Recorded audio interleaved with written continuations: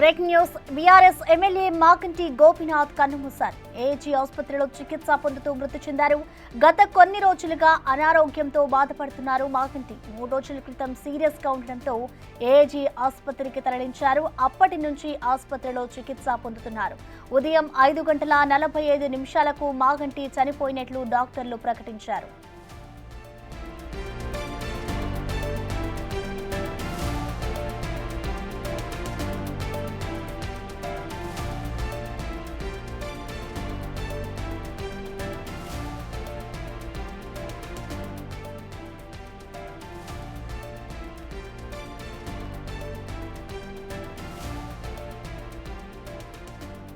BRS MLA Maganti Gopinath కన్నుమూశారు. AG ఆసుపత్రిలో చికిత్స పొందుతూ ఇవాళ మృతి చెందారు.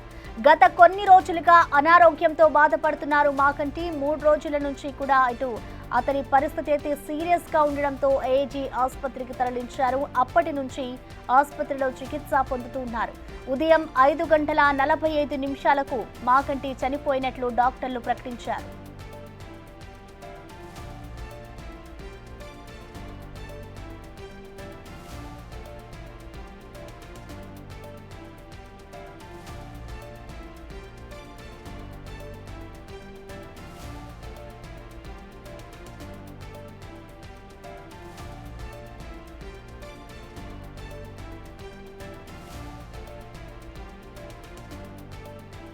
బీఆర్ఎస్ ఎమ్మెల్యే మాగంటి గోపీనాథ్ కన్నుమూశారు. ఏజీ ఆసుపత్రిలో చికిత్స పొందుతూ మృతి చెందారు.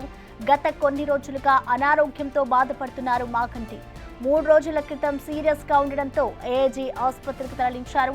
అప్పటి నుంచి ఆసుపత్రిలో చికిత్స పొందుతున్నారు. ఉదయం 5:45 మాగంటి చనిపోయినట్లు డాక్టర్లు ప్రకటించారు.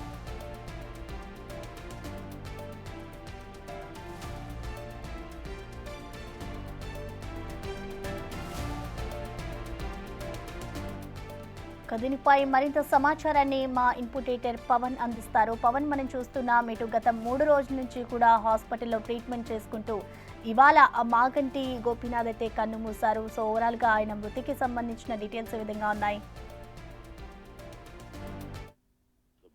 జూబ్లీ హిల్స్ నుంచి ఎన్నికైన మాగంటి గోపీనాథ్ గత కొద్ది రోజులుగా చికిత్స పొందుతూ తెల్లవారుజామున కన్నుమూశారు. ఆయన 5:45 చనిపోయినట్లుగా అధికారికంగా ఏఐజీ వైద్యులు ప్రకటించారు. ఈ నెల 5వ తారీఖున ఇంట్లో ఉన్న సమయంలోనే ఒక్కసారిగా తీవ్రమైన గుండెపోటు రావడంతో ఆయన్ని హుటాహుటిన ఏఐజీ ఆసుపత్రికి తరలించారు. ఆయనకు సిపిఆర్ చేసి వెంటిలేటర్ పైన పెట్టి ఆయన కాపాడడానికి ఏఐజీ వైద్యులు తీవ్ర ప్రయత్నాలు చేశారు. కానీ 3 రోజుల పాటు చికిత్స చేసినా ఫలితం లేకపోయింది. ఈ రోజు తెల్లవారుజామున ఆయన కన్నుమూసినట్లుగా ప్రకటించారు. తెలుగుదేశం నుంచి రాజకీయ ప్రస్థానం మొదలుపెట్టిన మాగంటి గోపీనాథ్ ఆయన జూబ్లీ హిల్స్ శాసనసభ్యునిగా మొదటిసారి తెలుగుదేశం పార్టీ నుంచి ఎన్నికయ్యారు. ఆ తర్వాత జరిగిన రాజకీయ పరిణామాల్లో భాగంగా బీఆర్ఎస్ లో చేరారు. బీఆర్ఎస్ నుంచి 2 సార్లు ఆయన శాసనసభ్యునిగా జూబ్లీ హిల్స్ నియోజకవర్గం నుంచి ఎన్నికయ్యారు. మాగంటి గోపీనాథ్ కేవలం రాజకీయాలలోనే కాదు, సినిమా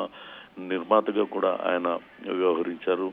63 ఏళ్ల వయసు గల గోపీనాథ్, ఆయన భార్య సునీత, 3 పిల్లలు ఆయనకి ఉన్నారు.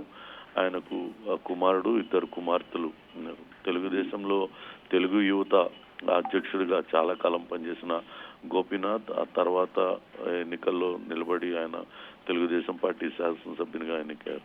జూబ్లీ హిల్స్ నియోజకవర్గ అభివృద్ధికి ఆయన విశేషమైన కృషి చేశారు. ఎక్కడ కూడా అవినీతి ఆరోపణలు ఆయన పైన లేవు. కానీ కొంత దుందుడుకుగా వ్యవహరించే వాళ్ళనే ఆరోపణలు మాత్రమే ఆయన ఉండేది. మొత్తం మీద ఆయన మృతితో అటు బీఆర్ఎస్ కార్యకర్తలు, బీఆర్ఎస్ నాయకులందరూ కూడా తీవ్ర సంతాపం తెలియజేస్తున్నారు.